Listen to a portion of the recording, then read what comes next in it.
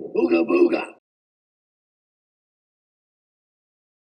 The Acolyte hasn't gotten worse, in fact, it's remained consistent throughout its run, and episode 5 is no different. The episode starts off with Osha unconscious on the ground next to a tree. I hadn't thought of this before, but after watching Az's impression, I think it's safe to say that the young lady likely was knocked out after hitting the tree she's currently next to. If that is the case, then Osha should probably have some broken bones or be dead. Remember when a guy got headbutted in Andor, fell backwards, and hit his head again on the pavement and died? I like that kind of stuff. The action scenes in these properties seem to treat blunt force as if it's not that big of a deal. Try getting punched by Mike Tyson and see how well it goes. But Osha pops up and doesn't seem to be in too bad a shape. As she crawls forward, she finds her droid Pip. While I have no love for the sequel trilogy, I do respect a certain level of connectedness. Listen to the music here as Osha finds Pip.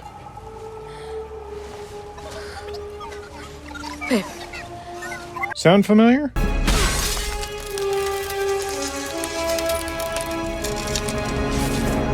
Anyway, moving forward, Osha trips over something and lands next to a dead Jedi. For those interested in making movies, TV shows, or even books, don't do this. The only reason she fell is so she could come face to face with a dead Jedi. You can explain this away by saying she was disoriented, but let's be real about what we're seeing. Not cause and effect, but a shoehorned plot device. But she sees a dead Jedi, and the lightsaber noises that have been going on in the distance start to become louder and more pronounced. When she gets up, she can see the aftermath of the force push from the last episode that sent everyone flying. Now take a look at where she's standing. Osha appears to be in the front of Kelnaka's hut, and it would seem like she approached this area head on. However, when she was swiped aside like a dating app, she was hurled off to the right of the hut. It's only worth bringing up because continuity is important in filmmaking. Attention to detail is important in filmmaking. This is a simple mistake that should have been caught. Osha's attention is then brought to the saber fight that's going on in the trees, where the Master is single-handedly taking on an entire group of Jedi. And there are a few things to note. While I won't comment on whether or not the moves are legitimate, it is nice to see a swordsman using his feet, moving through a crowd, and also taking advantage of kicks when necessary, which is legitimate. I will say, though, it is hard to watch this and not notice that there are times when the Master is clearly exposed in the back and the Jedi, who we all know are behind him, don't take a shot. You'll also notice that the Master is able to deactivate a couple of lightsabers with an armored gauntlet and his helmet. No one says anything about what this stuff is, but my assumption is that it's cortosis. Those who don't know, cortosis is an ore that can deactivate lightsabers if there's a high enough quantity. However, it doesn't hold up very well against really anything else. This show does have many faults, but using this stuff is not one of them. It's smart. My only wish is that it would have been used more in the fight. I could believe these Jedi being taken down a bit more if the Master had taken advantage of their momentary defenselessness. And I will admit, this kill right here is pretty nice.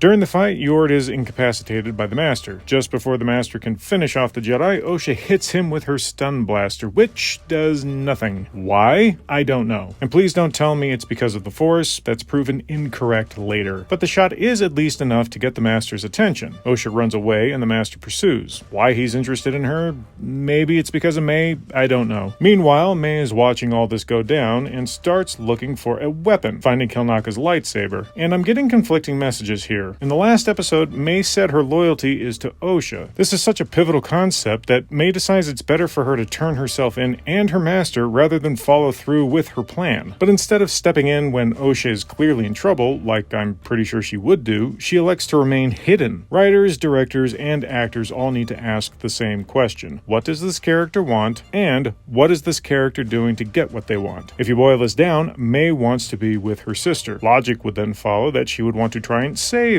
her sister. Maybe that's what she's doing, but it doesn't seem like it. If she wanted a weapon, she didn't need Kelnaka's lightsaber. There were plenty on the ground outside. Remember the 5 dead Jedi? And she had her knives with her. I'm not saying she could have beaten the Master, but she could have done something to help her sister get away, which I think would have made for an interesting scene. But Osha runs and I guess gets lost? I don't know why she stopped moving here. Obviously, I've never had a force-wielding psycho run after me, but I would think that I would run until my legs gave out. While Osha is standing, she takes takes out Pip and uses him as a flashlight. I know I shouldn't give Osha so much credit, but turning on a light that can give away her position in an otherwise dark area seems counterintuitive. I'm sure that wouldn't assist her too much considering what's after her, but anything helps, right? Of course, Osha is discovered and the Master tosses his lightsaber at the fleeing girl. Notice how the Master throws the lightsaber the same way as Vader. I don't know if I find this cool, but it's at least a nod to better times. Much better times. So the saber is rushing toward May, and it almost gets her when Sol comes out of left field and knocks the blade away. Where the hell has he been? I feel like every saber was needed when the fight with the Master started. The only viable option I see is that he ran away, which I seriously don't buy from Sol. We can call him many things, but a coward in combat is not one of them. When the saber returns to the Master, we get a real good shot of his arm, which seems kind of grimy, like this guy rubbed motor grease on his body. It's an interesting aesthetic, but I'm not sure what the point is. I suppose it has to do with the evil of the character, making the dark side seem dirty or wrong. That's fine for a painting, but the character needs to have a reason to rub himself up with black oil. Something for costumers and makeup artists to keep in mind. Have a reason why a character looks a certain way. The reason doesn't need to be said on screen, you just need to know it, and hopefully the rationale will come through to the audience. You'll also notice that he turns off his lightsaber, and he does this several times throughout the course of the fight. This is one of the artistic choices that I think I understand and enjoy, but we'll get into that later. As Sol squares up with the Master, Osha pulls out her stun blaster, and Yord shows up with Osha. Good grief, the logistics of where these people are is insane. Anyway, Sol tells Yord to get Osha out of the line of fire. After realizing she won't leave, Sol pushes her into Yord's arms, and they run off. Now we get a pretty good close-up of the Master's helmet. I know we've seen it before, but holy crap is it dumb. The frill in the back is ridiculous, and I understand why they did it. It's meant to be a nod to Vader. Fine, but Vader is Vader. Leave him alone. Come up with something different. That's actually something good that came out of the sequels. This line. Take that ridiculous thing off.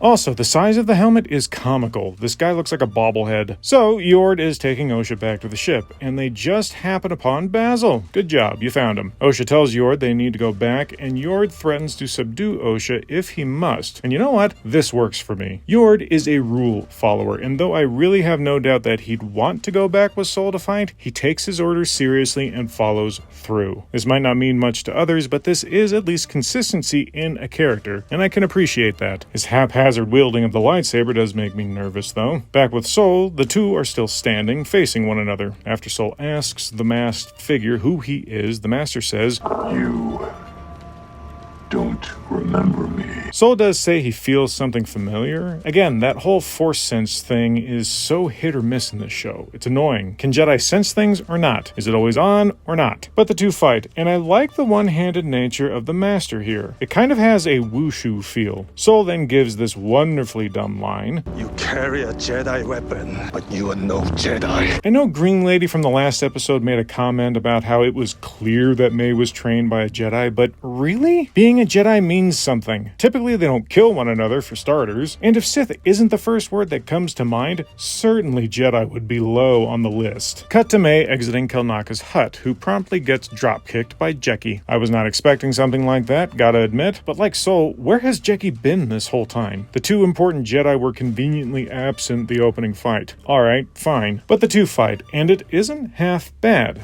At least if you ignore all the wide swings. And I give props to Jeki for at least stepping in now to take on a Jedi murderer. It is weird that Jeki would take time to tell May what she's being arrested for when May is just lying there. Surely she could try to get May's other hand in the binds rather than letting her have a free hand. But she doesn't, so May is able to toss Jeki aside. While I'm writing this, I'm realizing how annoying this whole don't use a lightsaber on unarmed opponent thing is. Not that Jeki would immediately destroy May, but it certainly couldn't hurt. It's just a dumb rule that doesn't make a whole lot of sense. I mean, even a cop will pull their gun if they think there's a viable threat. As I said, Jeki is telling May the reason she's being arrested by listing the murders. Among them is Kelnaka. A part of me wonders if May should have argued this. Not that it would have stopped Jeki, but it's an extra facet of story that could have led the narrative down a different direction, especially since May was trying to turn herself in. As the fight continues, May pulls out her knives and starts trying to shiv Jeki. I'm surprised she didn't pull her lightsaber. Back with Sol, he's busy fighting the Master. And again, the guy turns off his lightsaber after they disengage. Sol then urges the Master to take his mask off, and the Master responds with, "And let you read my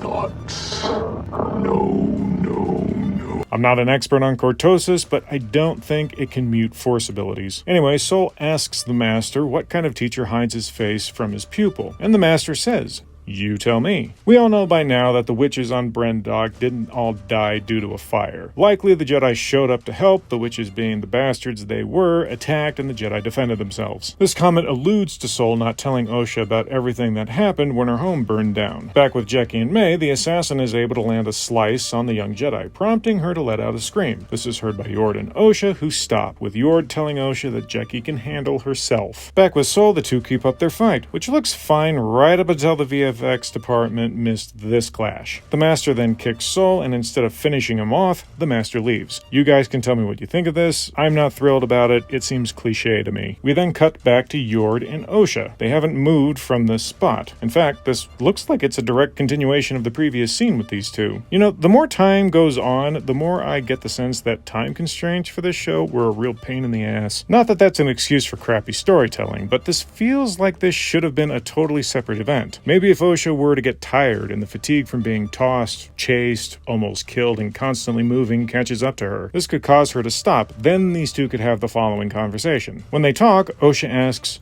"What is he, Yord?" And Yord responds with, "I don't know." Back in the first episode, Sol said, "Our memories are lessons. If we don't meditate on the past, We're doomed to repeat it. wise words, but that doesn't seem to apply to the Jedi's history. Specifically, their history involving a galactic-wide conflict with a sect of dark side Force users. Do these guys really have to wonder and ask who or what this guy is? It seems somewhat clear, right? Yord then says that the Master gets in your head and stays there, that he doesn't follow the rules of combat, whatever they are, and that there isn't a method to his movements. You're telling me this guy's movements are that erratic? Looks like he attacks when he can and defends when he should. Osha tells Yord that her mother also had the ability to get in Jedi's heads, which when I first saw this, I thought they were trying to imply that the Master was one of the witches from episode 3. Of course, that beefy arm left me doubting. I will say that if this comment means exactly as it sounds, just a piece of random and unhelpful information, it would imply that the witches weren't simply misunderstood, but evil. I know, shocker. But I'm sure there are folks out there that would look at the Coven and think they were just a different arm of Force users. This confirms, however, that the Coven was using the dark side of the Force. Not hard to believe, considering NSA's comments about their abilities being considered unnatural, and the fact that she created life through harnessing the Force, just like a certain famous Sith. My point is, the witches were dark side adepts, which means they were evil. One of the beauties about the Force is that it exists in a binary. There is no moral gray area when it comes to the Force, contrary to what some stooges have tried to push. Yord then tells Osha they need to keep moving. All this tells me is the writers didn't know how to end this scene, or the actor who plays Yord wasn't given very good direction. He doesn't seem particularly distressed by what Osha just told him. He just sort of carries on. Back with Jecki and May, the Jedi is about to take a knife to the neck. Fortunately, Jecki headbutts May's hand and then headbutts May. The last thing I would do is throw my head forward toward the sharp thing someone is trying to shove into my face. The fight choreographers really needed to think a little harder about how to handle this. But it works, and Jecki is able to ground May and cuff her completely. The victory doesn't last long, however, because the Master is about to crash the party. And you notice this look on Jecki's face? She clearly senses an incoming threat. I've said it 1,000 times, I'll say it 1,000 more. Why can't these Jedi senses work all the time? Well, the Master comes out swinging and very quickly forces Jecki to the ground. I do find it odd that this Padawan is able to fend off someone who took down several Masters, but oh well. Before the Master does away with Jecki, he decides to monologue a bit, telling May she could learn a thing or two from the Jedi. Jecki takes this opportunity to strike out at the Master, but he's able to deactivate her saber in the process. But unbeknownst to the evil one, Jecki has Kelnaka's lightsaber. She ignites it and blocks an incoming attack. Her own lightsaber reignites, and now she has dualies. And it seems like the young Jedi is actually able to give the Master a run for his money, at least right up until he notices May running away. This next flurry is interesting, because the Master quickly advances on Jecki and is able to destroy Kelnaka's lightsaber. This gives him the opening he needs to pursue May. The reason this is interesting is because one would get the idea that the Master was able to beat Jecki at any moment. This begs the question, why would he not just finish her immediately? One answer could be that the Master is able to use his anger to amplify his speed and strength in short bursts. Another could be that he was toying with Jecki during their fight and decided to end it when May fled. The other reason would be the fight choreographers bit off more than they could chew and made a poorly executed fight. I'm inclined to go with the latter, mainly because, as I said earlier, this guy was able to take out a group of Jedi Masters, so a short burst of power doesn't make sense. Also, it never really seemed like the Master was toying with Jeki. He actually looked like he was getting bested a little. Personally, I think it would have been nice for the Master to have played with Jeki, sort of like Vader toying with Reva. And now we're back with Yord and Osha, who have made it back to those weird bark beetles. Before I move on, have you noticed that Yord doesn't seem to be injured anymore? But the two stop, and Osha warns Yord to turn off his lightsaber after reminding him the bugs are attracted to light. I guess I shouldn't blame Yord for needing to be reminded, but I feel I'm being too generous to the writers. Back to May, who is running through the woods. While she's trying to put space between her and the fighting, she gets images of the Master calling her a coward. He quickly catches up to her and almost lops her head off. May then begs for forgiveness, saying she was weak,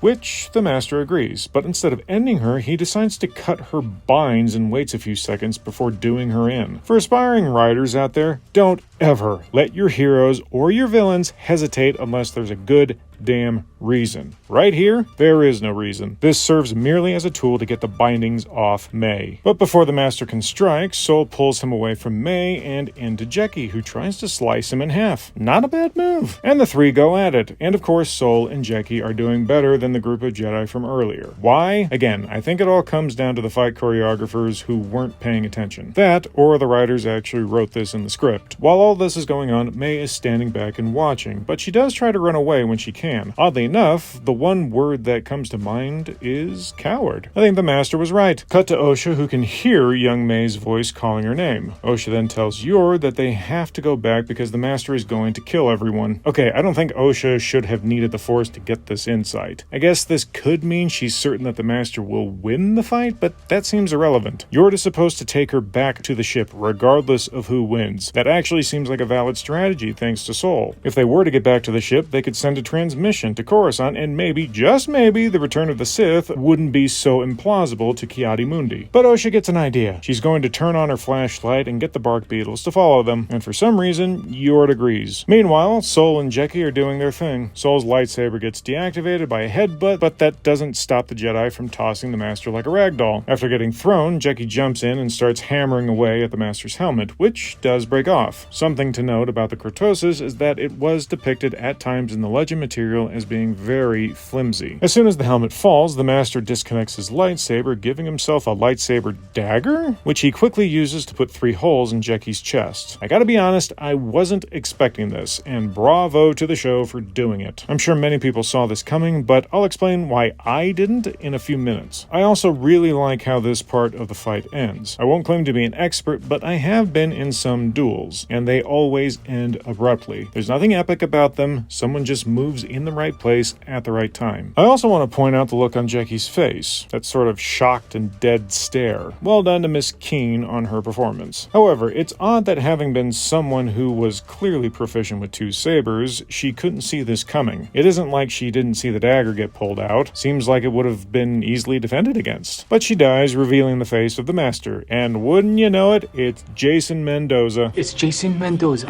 And by the way, everyone here thinks I'm Taiwanese. I'm Filipino. That's racist. Can't say I'm surprised. I figured he was the Master since episode 2. The writers of this show tried really hard to make him seem like he was a fool, almost laughably. Of course, you don't paint a character as an ignoramus while showing he can handle himself in a fight without making it obvious. We then cut to Osha, who is stopped dead in her tracks. I'm assuming because she feels Jeki's death. Mendoza then deactivates his saber, and Sol, in shock, gasps Jeki's name. Mendoza says, Was that its name?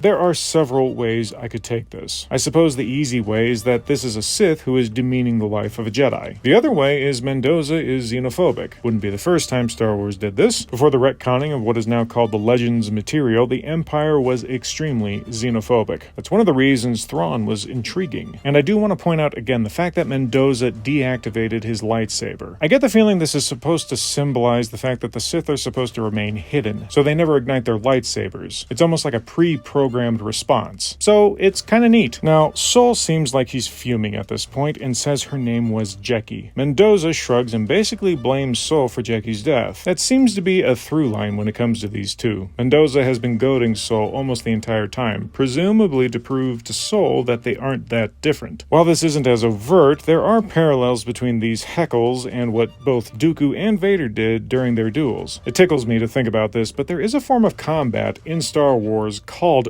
Dun Mok, and it basically incorporates trash talking while you're fighting to throw off your enemy. Mendoza then notices that May is standing nearby, distracts Sol, and pulls May in. Mendoza then asks May if she really didn't know deep down that it was him all along. This feels like the writers trying to bait viewers into thinking about the possible clues that pointed to him being the master. But Mendoza holds May at lightsaber point, and Sol deactivates his blade, asking Mendoza what he is. The response is a little weird, because he opens up by saying he has no name, but then he immediately follows that by saying, But a Jedi like you might call me Sith. A few minutes ago, I brought up that all the Jedi dying wasn't that big of a shock to other folks. I say that because the assumption everyone was working under was that the Master was a Sith. If the Jedi found out, then Kiadi's comments in Phantom Menace wouldn't make much sense. Not that the writers of this show would care about that, so naturally, all the Jedi have to die. I was hesitant, though, because a dark side red lightsaber-wielding person does not necessarily a Sith make, especially during this time period. Sith, at this point, have to come through the line of Bane. At least that's how it's been historically, and there was always a name given to the apprentice: Xana, Cognis, Tenebris, Plagueis, etc. Now, my impulse is to say that the writers are trying to pull a fast one over the audience and say, see, he wasn't really a Sith after all, which is fine, I guess, but I'm also inclined to think that the writers just haven't really thought this story through. You guys tell me what you think in the comments. Anyway, Sol asks why risk discovery, and Mendoza points out that he did wear a mask. Annoying, lighthearted comments aside, that is, I suppose, a fair point. Still not a guarantee that he'd be able to take out all the Jedi, but fine. Of course, Mendoza's response doesn't really get to the heart of why a Sith, assuming that's what he is, would have his apprentice expose herself by openly engaging in combat. This would obviously create massive red flags that would generate unneeded strain and spotlight on Sith who are trying to hide. Bane's entire point was to have Sith position themselves in powerful places on the galactic stage, so they could manipulate events behind the scenes, and then, when the time was right, reveal themselves. And for some reason Mendoza thought now was a good time to start maneuvering openly? It's almost like he doesn't see an apprentice as being as big of a liability as a master. Also, I use the word apprentice when referring to May. That's inaccurate. She's consistently been referred to as an acolyte, and this term has a specific meaning. For those who know better, please correct me, but I'm led to believe that acolytes were low-ranking darkside adepts who had begun their training with a Sith. The term acolyte was essentially done away with after Bane, and we were left with master and apprentice. Of course, Disney can create whatever they want since the previous quote-unquote canon was scrapped. It's just weird to hear, though. Sol's follow-up question to Mendoza is, what do you want? Mendoza says he wants to be free to wield his power how he sees fit and to have a pupil he can train. Shoving his lightsaber hilt into May's head, he says that May exposed her, which means he has to kill all the Jedi who know about him. First of all, you kind of exposed yourself when you sent your acolyte into the field to openly engage Jedi. Hell, Green Lady said herself that May clearly has a master based on her abilities, so I feel like this is just deflecting. What would have been a more interesting show is an apprentice who's fed up with waiting for her master to tell her it's time to hunt down the Jedi who wronged her. The master would then need to hunt down his own apprentice without making himself known to the Jedi. This doesn't solve the whole force-trained Jedi hunter in public thing, but it would make more sense than this. And while I can appreciate Mendoza needing to kill the Jedi who know about him, does this mean the Jedi on Coruscant? I mentioned just a minute ago how Green Lady knows there's someone behind May's training. Does he really think that killing these Jedi would end the search? At least the witches on Brendok knew that killing an entire group of Jedi would bring down the might of the Order. This guy doesn't see that? I mean, I guess it's a big galaxy, but this seems awfully foolish. I said at the start of this video that Episode 5 isn't any worse than its predecessors. I was wrong. This scene right here with the lack of foresight from the writers makes this the worst episode. Mendoza then tells Sol that he doesn't make the rules, the Jedi do, and the rules say Mendoza can't exist. I've mulled this line over in my head, and I still can't decide if it's dumb. In one sense, it's poetic, and there is, I suppose, a grain of truth in it. By definition, Jedi and Sith are in opposition to one another. Jedi won't allow Sith to practice their arts, so they will arrest the Sith. The Sith won't allow themselves to be arrested, so the Sith fight back. This naturally leads the Sith to needing to be eliminated. I get it. Of course, the opposite is equally true. The Sith will absolutely kill Jedi. Mendoza then muses, saying, "Look at you two,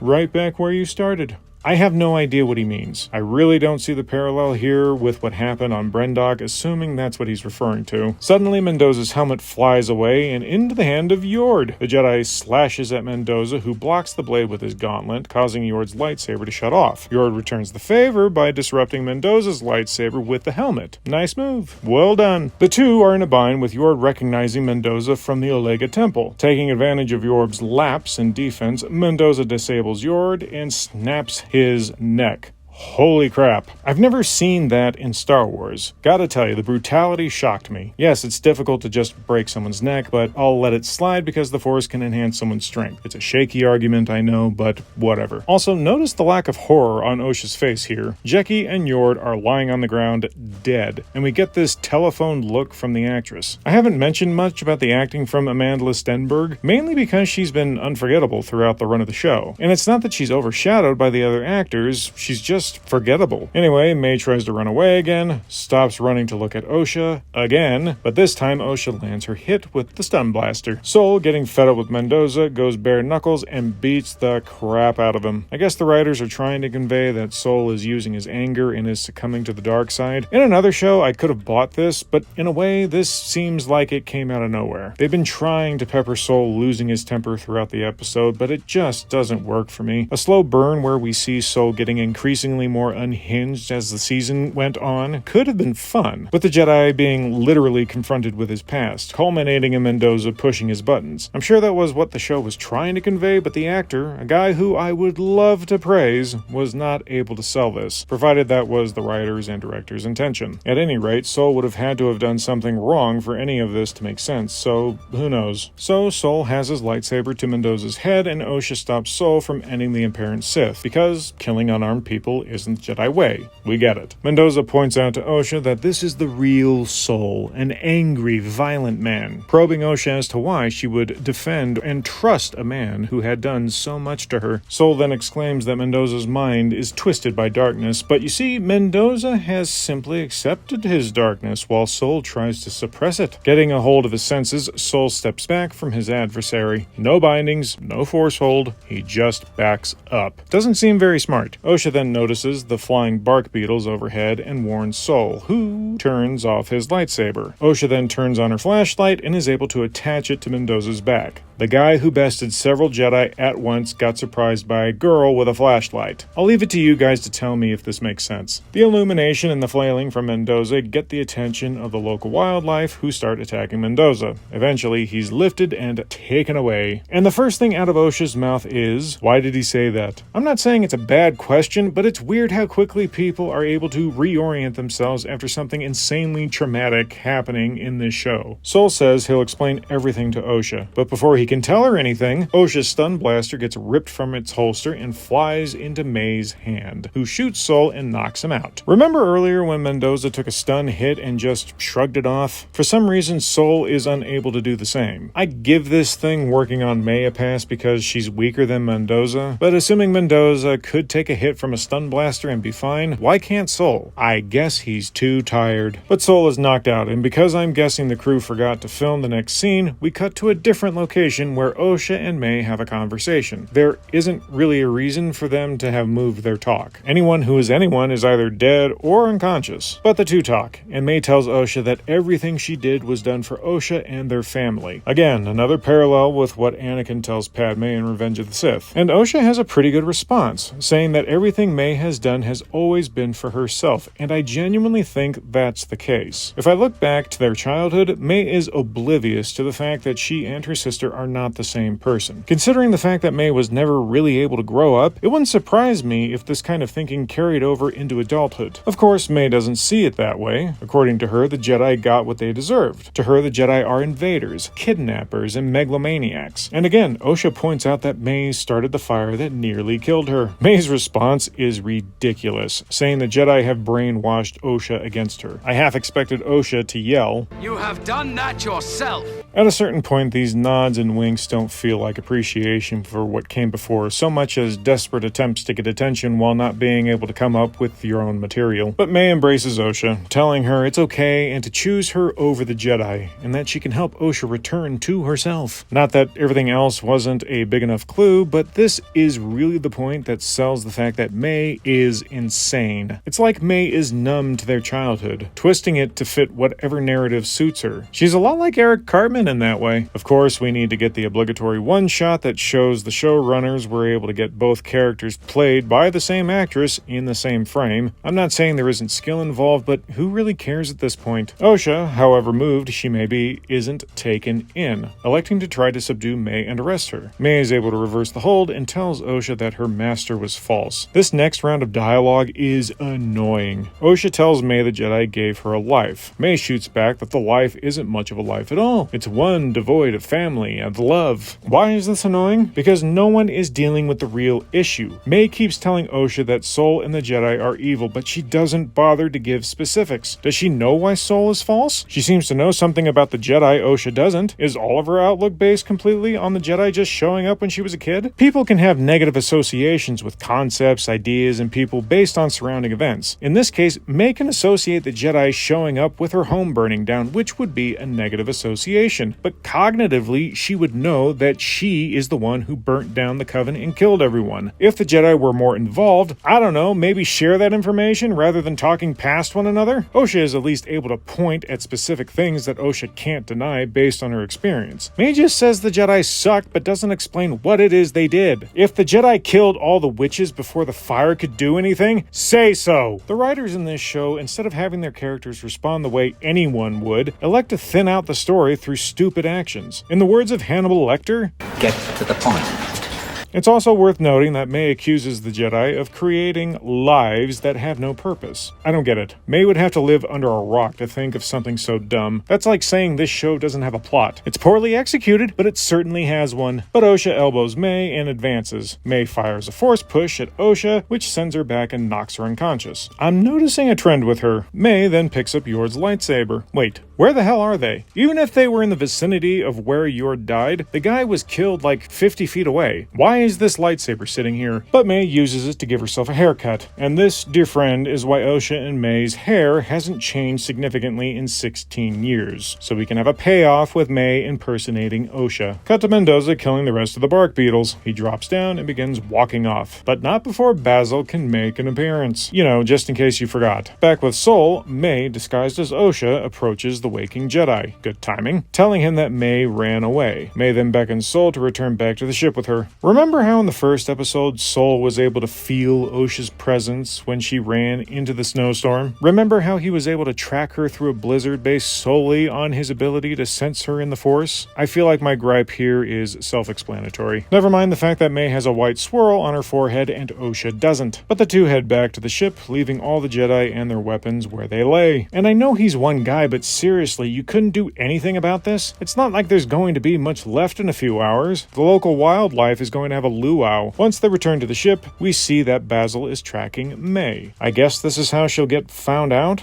Okay. Back with an unconscious Osha, she's happened upon by Mendoza, who has collected his helmet and cloak. Notice the framing of this shot. They actually felt the need to have Osha's tattoo front and center, just in case you didn't know May had pulled the old switcheroo. I can't help but wonder if that tattoo was included for the singular purpose of telling the audience that a switch had occurred. And did Mendoza just force heal Osha's wound? Interesting. And where did she get the wound anyway? She was force pushed directly into the ground. Did she skim a rock or hit a tree? What the hell happened? Now, notice Mendoza's words. What extraordinary beings we are. Even in the revelation of our triumph, you see the depth of our despair. What? I don't get it. Please, someone give me a good explanation as to what this gibberish means. This is no better than the dude's ravings from the end of the first episode. Anyway, Mendoza covers Osha with his cloak, and huzzah, the end. On the whole, this episode seems like the only reason it existed was to hopefully get people drawn back into a show that really wasn't standing on its own 2 feet. The fights were fine, and that's essentially what this entire episode was, but that's pretty much it. There wasn't really anything substantive happening. So it's kind of like just being given a bowl of candy and hoping that people will ignore the fact that what you're feeding them is actually junk. Now, I'm not going to quibble over the fights in this episode. I'll leave that to more capable people like Shad, link in the description. The story, like the rest of the show, is ridiculous, with characters not getting to the meat of the matter and just being foolish. I will say I am interested as to what the interactions will be like between Mendoza and Osha when she comes to. Also, and although it's dumb, I am curious about May's endgame now that she's apparently infiltrated the Jedi. Maybe she'll start another fire at the Jedi Temple. We already know everything in this universe is flammable. I do want to point one good thing out, and it's the simple fact that people died. I know it sounds a little morbid, but after Ahsoka and Kenobi, lightsabers just weren't feeling very lethal. This episode reminds us that they are. Thanks for watching. If you like this video, leave a comment and hit the like button.